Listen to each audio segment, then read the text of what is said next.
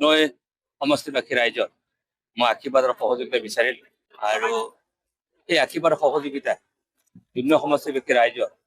যাতে সহযোগিতা হয় একেলগে আমি উন্নয়নৰ সংগত কাম কাজ কৰিব পাৰোঁ আৰু তাৰ কাৰণে সকলোৰে আশীৰ্বাদ সহায়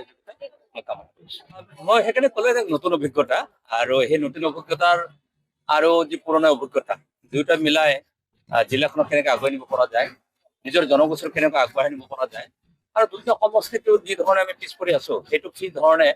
আমি এক নতুন চিন্তা, নতুন ধাৰণা, এক নতুন পথৰ সন্ধানেৰে আমি আগুৱাই নিব পৰা যায় আৰু সেই দৃষ্টিভংগী, সেই আশা আগত ৰাখি বিভিন্ন সমষ্টিবাসী ৰাইজৰ সকলোৱে মৰমৰ আশীৰ্বাদ বিচাৰিছো আৰু সেই মৰমৰ আশীৰ্বাদ পালে ডেফিনেটলি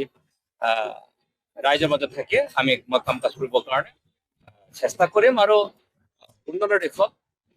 স্বাভিমানৰ দিশত আৰু সকলোৰে শান্তি শৃংখলা সুৰক্ষাৰ দিশত